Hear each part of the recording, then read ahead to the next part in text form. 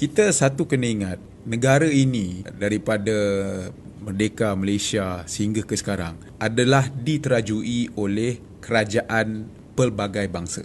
Zaman BN sama, masa zaman PH, sekarang zaman Madani.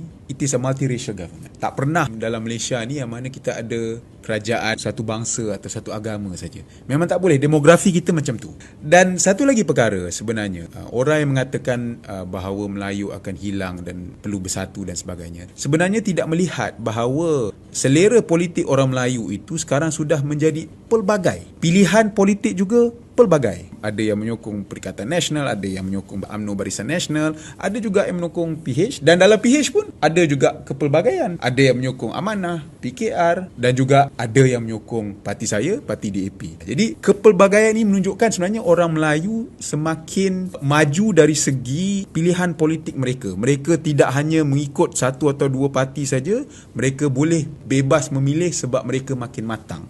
Jadi saya rasa ini sebenarnya satu perkara yang amat baik untuk masyarakat Melayu sebenarnya. Sebab dalam kepelbagaian ini, kita tak boleh lihat Melayu ni sebagai satu monolit. Hanya ada satu pendirian, satu ideologi, satu pendapat saja. Sebab orang yang tinggal di Taman Tun Dr. Ismail tidak sama pendapatnya kalau nak bandingkan orang yang tinggal di Kok Diang ataupun tak payah jauh, mereka yang tinggal di Bangi. Ada perbezaannya, mungkin ada persamaannya.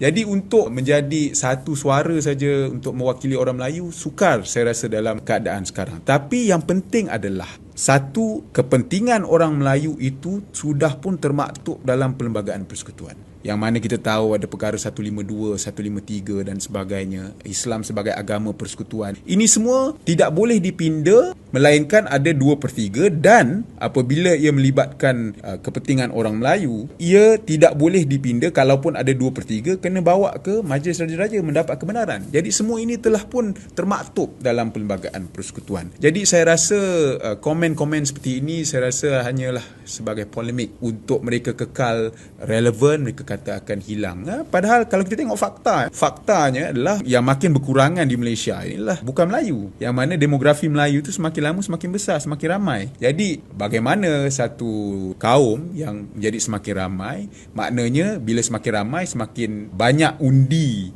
yang mereka ada, kuasa undi yang mereka ada, bagaimana mereka boleh hilang kuasa politik? Maknanya adalah lebih kuat kuasa politik Melayu itu. Jadi saya rasa tak betul apa yang dikatakan.